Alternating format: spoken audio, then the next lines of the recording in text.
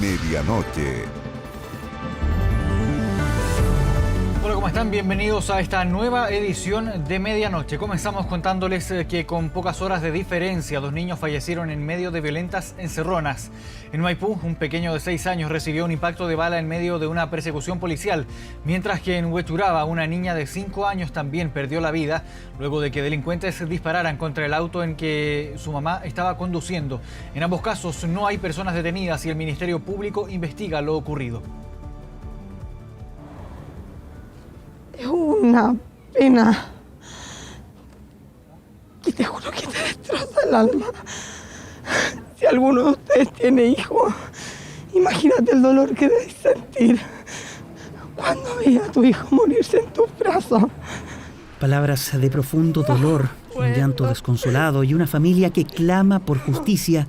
La noche de este domingo, Scarlett perdió a su hijo Ethan, de solo 6 años, quien recibió un impacto de bala en su corazón en medio de una persecución policial.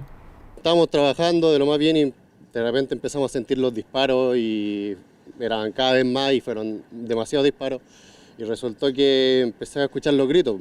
Casi las 10:30 de la noche, en la esquina de Segunda Transversal con Vespucio, en la comuna de Maipú. Un grupo de delincuentes a bordo de esta camioneta roja previamente había participado de una encerrona. La verdad es que tienen que haber sido 5 o 6 tipos, todos armados, unas pistolas enormes. Me quitaron el celular, me tiraron el pelo, me bajaron del auto. El robo fue advertido por carabineros de civil que patrullaban la zona. Al ver la presencia policial, los antisociales empezaron a efectuar disparos, siendo repelidos por personal de carabineros. Posteriormente comenzó una persecución por Avenida Vespucio, perdiéndose a la altura de la comuna del Bosque. Los delincuentes huyen con dirección a Américo Vespucio y son perseguidos por los carabineros de civil. Tras ellos, esta camioneta blanca, ajena al caos que se vive en ese minuto, se desplaza más lento. Toma su tiempo antes de doblar, pero lamentablemente se cruza en la línea de fuego entre delincuentes y policías.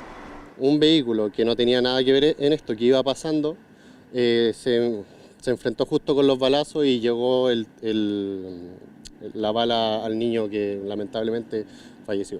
Veo la familia totalmente en estado de shock tratando de bajar al niño y luego un señor que está en un vehículo cercano a nosotros toma al bebé y se lo llevan. El pequeño Ethan Badilla fue trasladado al Hospital El Carmen, donde se constató su fallecimiento. Mi hijo llegó muerto al hospital y yo quiero que se haga justicia. Haya sido un delincuente, haya sido un carabinero. Yo lo único que pido para mi hijo chiquillo es justicia. Así como todo un país se unió para buscar a Tomasito, yo ahora les pido a todo el país que me ayuden a buscar al asesino de mi sobrino. La Fiscalía de Alta Complejidad Occidente espera tener en las próximas 48 horas los resultados de las pericias balísticas a fin de encontrar a los presuntos responsables de la muerte de Ethan.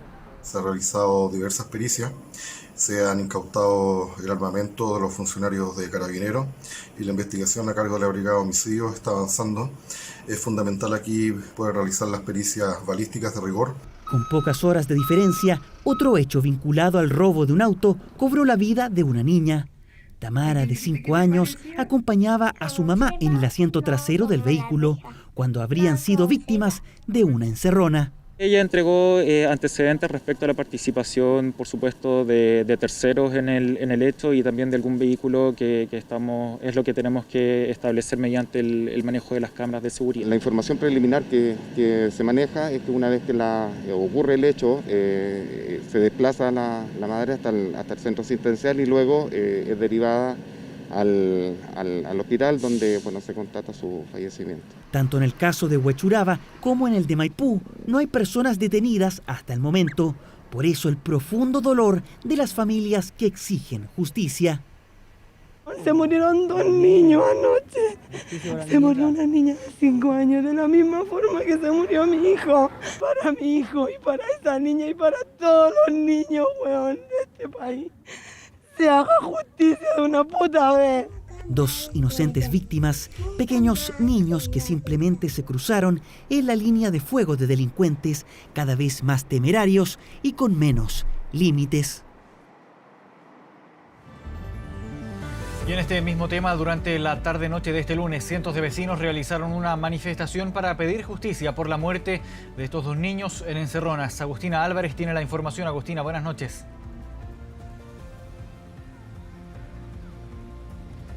Así es, ¿cómo están? Muy buenas noches. Una manifestación que comenzó a eso de las 20 horas y que se congregó a través de redes sociales a partir del mediodía. Fueron cientos los vecinos que llegaron hasta la rotonda Avenida El Carmen, donde lo que principalmente solicitaban a gritos era justicia para la pequeña Tamara, esta menor de tan solo 5 años que falleció producto de una bala que llegó a su cuerpo lamentablemente cuando delincuentes intentaban realizarle una encerrona al vehículo en el que iba ella y su madre. Ahora, los vecinos del sector dicen que esta es la gota que rebalsó el vaso. Dicen que la delincuencia en el sector poniente, precisamente donde nosotros nos encontramos, de la comuna de Huechuraba, llegó al límite, que es la gota, como decía, que rebalsó el vaso y que exigen ser escuchados y exigen mayor seguridad. Al mismo tiempo de que se les devuelva la subcomisaría, o se les entregue más bien la subcomisaría que el alcalde por más de 5 años, dicen, ha prometido y que todavía no ven respuesta. Dicen al mismo tiempo que Carabineros en este sector no da abasto, hay solamente una comisaría, son muy pocos los carabineros que están en este lugar para la cantidad de delitos que frecuentan en el sector, porque claro, el delito de Tamara, como decíamos, es la gota que rebalsó el vaso, pero eso no significa que sea el único hecho de violencia que ocurre en la zona, sino que con frecuencia se viven delitos como asaltos, encerronas, portonazos en el sector, lo que tiene atemorizados a los vecinos. Tenemos declaraciones de ellos durante la manifestación, pasemos a escucharlas. Estamos en una condición casi a la deriva. Los vecinos del sector y todo Chile está viviendo una delincuencia desbaratada. O sea, cada día estamos a la deriva de las autoridades. Estoy muy molesto. Mi esposa también hace 2 semanas fue asaltada con pistola en la cabeza. ¿Hasta cuándo? Senadores y diputados, ¿qué les cuesta sacar una ley contra los padres y tutores de estos niños que están tirando a la delincuencia? ¿Hasta cuándo? Terrible, lamentablemente tienen que pasar hechos como el que ocurrió anoche para ver si se logra tomar conciencia. Hace 8 años estamos pidiendo en una subcomisaría mayor presencia policial y la verdad es que no han habido resultados. Lamentablemente tenemos que esperar que pasen este tipo de situaciones para ver si va a haber movimiento y así tampoco nos queda la certeza de qué va a ocurrir. Queremos protestar, queremos justicia para la Tamara y ni siquiera eso podemos salir de nuestras casas tranquilos. O sea, lo que ocurrió anoche no puede volver a pasar. Claro, un hecho que no se puede volver a repetir. Piden justicia para Tamara a través de mayor seguridad. Lo que solicitan entonces es mayor presencia policial y la tan anhelada subcomisaría en el sector poniente, precisamente donde nosotros nos encontramos, porque dicen que Carabineros en este lugar no está dando abasto. Muy buenas noches. Buenas noches, Agustina. Gracias por el informe. El cuerpo de Tomás continúa en el Servicio Médico Legal de Concepción. Hasta ese lugar han llegado decenas de personas a rendirle un homenaje y también pedir justicia en su nombre. Este martes se va a llevar a cabo la formalización del único detenido, su tío abuelo. Han sido incansables horas de vigilia, innumerables muestras de apoyo y cariño que no se detienen desde la tarde del viernes. Una larga espera a las afueras del Servicio Médico Legal de Concepción, un recinto que se convirtió en un punto de veneración, homenajes que dan cuenta de un caso que no deja de estremecer a quienes piden justicia por el pequeño Tomás. Qué pena más grande ver esto. ¿Qué persona le hace daño a este niño tan pequeño? Tengo un hijo acá y la verdad es que me llega harto esto. Muy tocado, de verdad. Un recinto que permanece con custodia permanente de Carabineros a la espera de la entrega del cuerpo, hasta que llegó sin una entrevista pactada el papá de Tomás y su abogado. La visita de hoy día obedece a la necesidad de Moisés como papá de poder obtener información de manera directa desde el Servicio Médico Legal. Algunas generalidades de las pericias que se han hecho. A la misma hora, en Raquí Bajo, en el sitio donde se encontró el cuerpo de Tomás, se concentraban las pericias de la Bocar de Concepción y Puerto Montt, peritos especializados en la búsqueda de huellas y evidencia relacionada a crímenes y delitos. Además de entomólogos, trabajaron en el lugar. Hay un par de diligencias que vino a complementar la Bocar, que llegó anoche. Yo creo que todos ustedes vieron la llegada de ellos. Ellos tomaron algunas muestras primero en el sitio del suceso y se vinieron a contrastar con algunos hallazgos que que se hicieron acá, las pericias que se le están realizando a Tomasito. Son en ese sentido para poder acreditar o descartar la participación de terceras personas distintas al imputado que todos conocemos. Resultados que serán claves cuando el tiempo corre en contra solo horas de la formalización del único detenido. Jorge Escobar pasó de testigo a sospechoso y de sospechoso a imputado. ¿Cuáles son los argumentos que se conocen y que de acuerdo al Ministerio Público lo inculparían por ahora? Son 2. Es un relato que policialmente nos llamó la atención con personal de la Brigada de Homicidios porque era un relato aprendido, un relato absolutamente estructurado. Un relato posiblemente aprendido y un mapa son hasta ahora los antecedentes que apuntarían al tío abuelo de Tomás.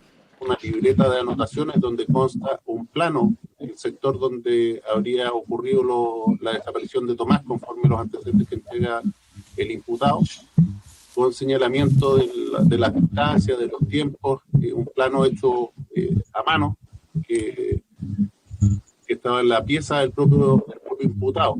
Pruebas que la defensa cuestiona y rebate. No es posible hablar de un relato aprendido, toda vez que hay que tener en consideración que se trata de un relato coherente y acorde al nivel de escolaridad de mi representado. Respecto a la libreta con el mapa, puede tener un sinfín de explicaciones orientados precisamente a poder reconstruir los pasos, ver por dónde anduvo. Por favor, respeten el dolor de la niña, ni se acerquen a ella. Por favor, Es la última aparición pública de Estefanía, la primera de la mamá de Tomás desde el hallazgo de su cuerpo. La puerta de su casa se convirtió en el principal lugar de homenaje. Las muestras de cariño no se detienen a horas de una audiencia que esclarecerá en algo que fue lo que pasó. ¿Cuál fue la causa de muerte del pequeño? ¿Cómo llegó ahí? ¿Y quién o quiénes son los responsables de su desaparición y muerte? Por ahora, más dudas que certezas. Cambiamos de tema. Solo este lunes la región metropolitana presentó más de 1.000 casos nuevos de COVID-19. Una de las razones por las que desde este jueves un 25% de la región va a volver a cuarentenas de fin de semana. El ministro insistió en que pese a que se había previsto un repunte en las cifras para marzo, el tiempo de relajo de las vacaciones ya terminó. Ñuñoa, Estación Central, Puente Alto, La Florida, Cerrillos, Santiago y San Pedro, 7 comunas de la región metropolitana volverán a cuarentena los fines de semana. Más de 2 millones de personas que ven nuevamente restringida su movilidad. Nos informan que el R efectivo de la región metropolitana ha aumentado en forma muy importante, estamos en 1.1. Es decir, la capacidad de contagio en la región se incrementó nuevamente, situación que también queda en evidencia en los casos nuevos diarios. Tenemos que insistir que el tiempo de relajo de las vacaciones, el tiempo de no cuidarse, como lo han hecho algunos, ya terminó. A fines de 2020 habían descendido. El 1 de diciembre teníamos 194 nuevos infectados. En enero las cifras volvieron a subir. En febrero una leve baja, para ahora en marzo dispararse a 1.037 casos nuevos en una jornada.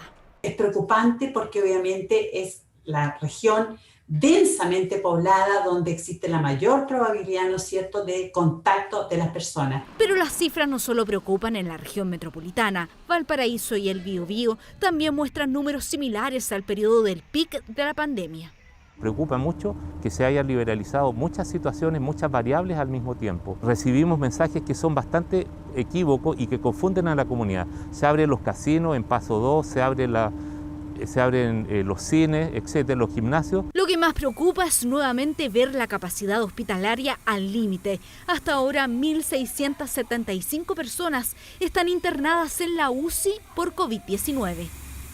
La ocupación de COVID en nuestras UCIs es del 74%. Hemos tenido un aumento muy importante de camas, actualmente teniendo 2.800 disponibles para ocupación. Es por eso que el MinSal ordenará aumentar las camas UCI para llegar a la misma capacidad del momento del pic de la pandemia. Ya van casi 3.500.000 vacunados, pero aún falta mucho. A las dosis de Pfizer y Sinovac se debieran sumar las de Oxford y las del laboratorio Johnson & Johnson, aprobada este fin de semana en Estados Unidos. Esperamos que el comité que va a revisar los antecedentes también apruebe la vacunación y aprobada la vacunación que esta vacuna entre al arsenal de vacunas que nuestro país ha decidido. Y esperamos entonces que las negociaciones que ha hecho la autoridad sanitaria o la autoridad gubernamental para tener esta vacuna sea más temprano que tarde. Pero la fecha de su posible llegada no está clara. Se está conversando arduamente y se están revisando los contratos y las, dispensas que ellos quieren obtener en relación a lo que puede ocurrir legalmente con el uso de la vacuna en Chile. Chile está a la espera de las llegadas de las vacunas comprometidas por el acuerdo COVAX y de un aumento de dosis con el que hasta ahora se ha transformado en el principal proveedor para nuestro país, el laboratorio chino Sinovac.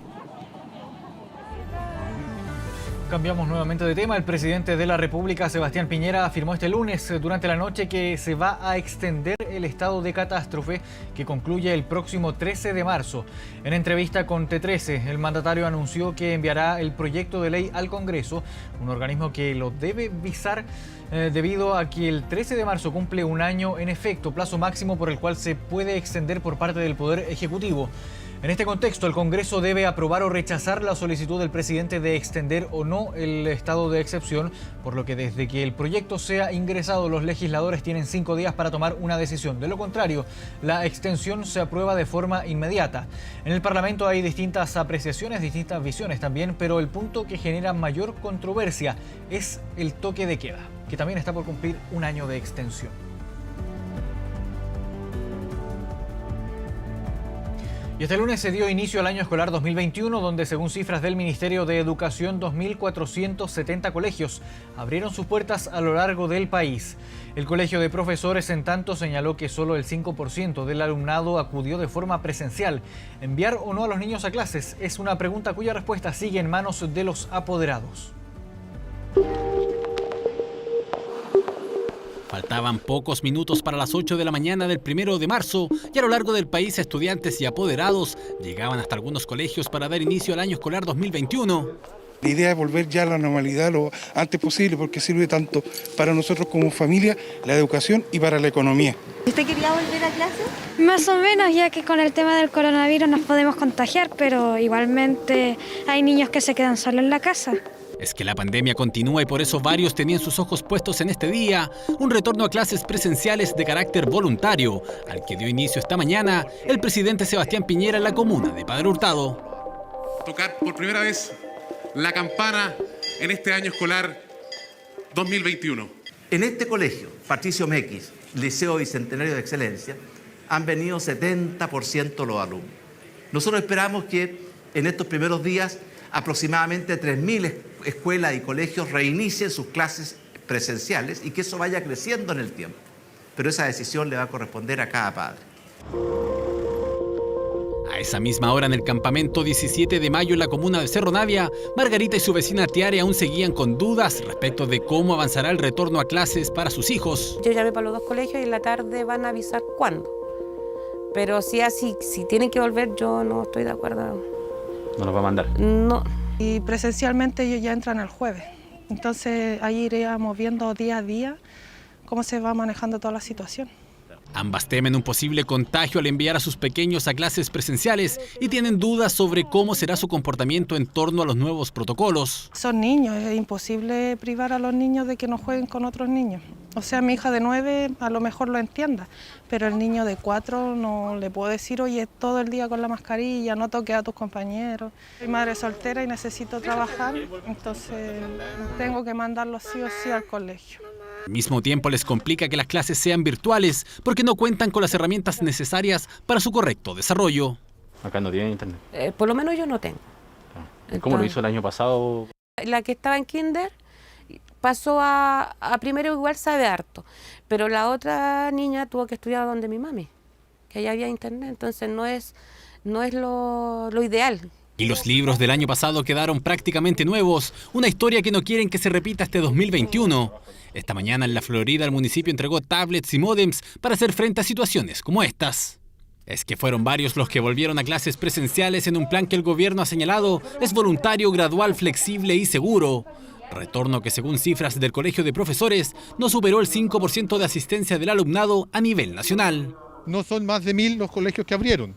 Estamos a la expectativa, reitero, de lo que ocurrió con muchos colegios subvencionados, que estamos recabando la información, particularmente en regiones, pero reitero, en las grandes comunas, en las comunas más grandes del país, tenemos un ausentismo absoluto, tanto en escuelas municipales como también en particulares subvencionadas. Desde el gremio de profesores insisten que solo a partir de la fase 4 es viable el retorno a clases y les preocupa el inicio de estas cuando no todos los docentes han sido inoculados. En apenas 2 semanas, más de la mitad de los 513.000 profesores y trabajadores de la educación ya se han vacunado.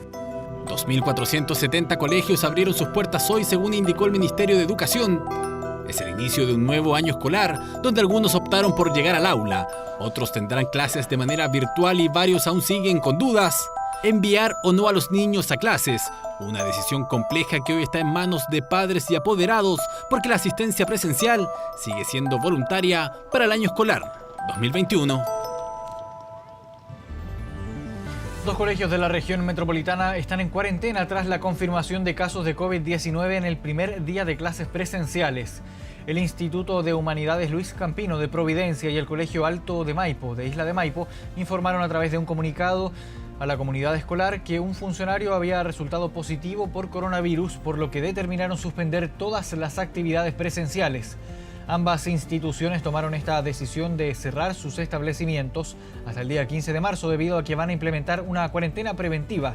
Frente a este caso, el Colegio de Profesores sostuvo que han insistido en que no están las condiciones en el mes de marzo para el retorno a clases presenciales y que habría que revisar la situación a partir de abril. Aunque hace 2 semanas rechazó la idea de respaldar un tercer retiro de fondos desde las AFP, en las últimas horas la candidata presidencial de la Democracia Cristiana, Jimena Rincón, cambió de opinión, lo que provocó duras críticas de sus adversarios. Pero ¿qué presidenciables apoyan la idea y quiénes no? Lo revisamos en el siguiente informe. Aprobemos el tercer retiro.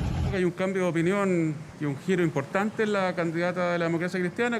Lo voy a decir fuerte y claro, el tercer retiro lo vamos a aprobar. No me voy a dar vuelta a la chaqueta por conveniencia, nunca lo verán en mí.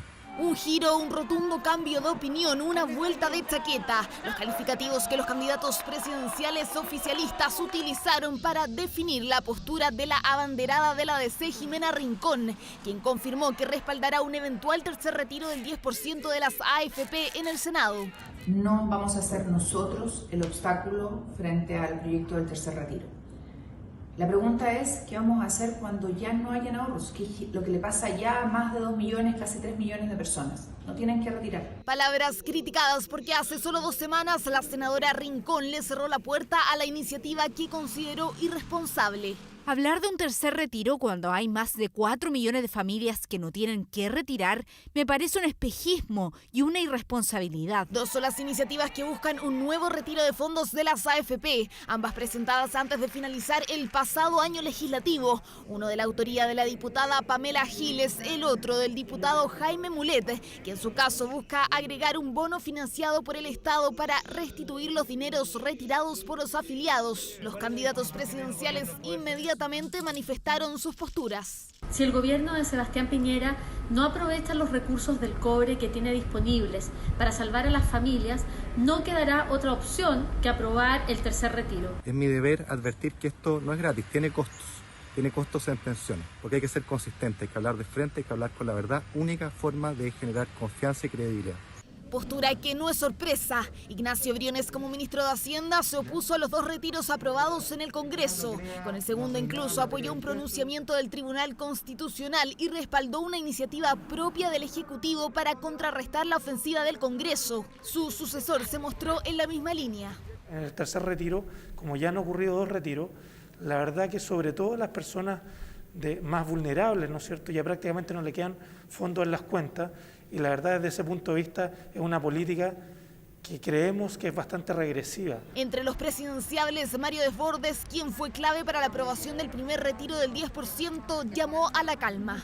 Que antes de hablar del retiro del 10%, escuchemos la propuesta que está trabajando el ministro Cerda con la ministra Carla Rubilar respecto de apoyos a la ciudadanía con fondos públicos. Que si el gobierno no ofrece un paquete de ayuda completo, suficiente, satisfactorio, sin letra chica, que incluya a la clase media, los parlamentarios no les queda más camino que aprobar un tercer retiro. ¿En qué etapa se encuentran los proyectos que buscan un tercer retiro de fondos? Aún no han sido puestos en la tabla de la Comisión de Constitución de la Cámara de Diputados para iniciar su tramitación. Quiero, señor presidente, insistir en la necesidad de que usted lo ponga en tabla. Optamos privilegiar aquellos proyectos que están con discusión inmediata. Proyecto que provocó debate entre parlamentarios y candidatos presidenciales. El gobierno por ahora busca que la discusión se centre en la reforma previsional. Posturas a favor y en contra que marcaron y marcarán el año legislativo que este lunes cumplió su primer día. Replay presente. Internacional. Revisamos noticias del mundo en medianoche. El expresidente de Estados Unidos, Donald Trump, reapareció en público tras la llegada de Biden al poder y arremetió contra el actual gobierno. Lo hizo en la Conferencia de Acción Política Conservadora que se llevó a cabo en Orlando.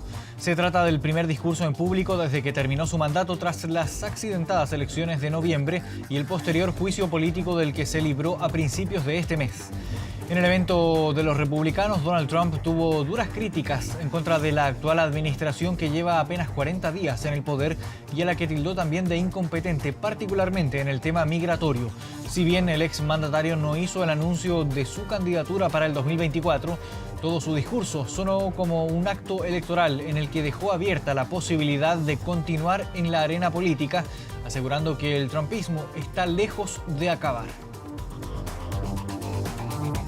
Joe Biden ha tenido el primer mes más desastroso de cualquier presidente en la historia. En solo un mes hemos pasado de Estados Unidos primero a Estados Unidos último. ¿Quién sabe? Tal vez decida derrotarlos por tercera vez, ¿ok? Tenemos el Partido Republicano. Se va a unir y va a ser más fuerte que nunca. No voy a empezar un nuevo partido. Esas son noticias falsas. Y el expresidente de Francia, Nicolas Sarkozy, fue condenado a 3 años de prisión por corrupción y tráfico de influencias y sus abogados anunciaron que van a apelar a esta decisión. El Tribunal de París precisó que 2 de esos años están exentos de cumplimiento y que el que queda deberá cumplirlo en detención domiciliaria o con brazalete electrónico. Sin embargo, los abogados del exmandatario ya adelantaron que van a apelar a esta condena. Esto por el llamado caso de las escuchas, en el que los jueces franceses determinaron que existió un pacto de corrupción para beneficiar los intereses judiciales del exmandatario cuando salió del Palacio del Elíseo en 2012.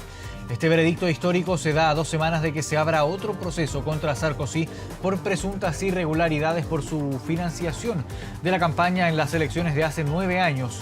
Nicolas Sarkozy se convirtió en el segundo expresidente de Francia en ser condenado por corrupción luego de su mentor Jacques Chirac.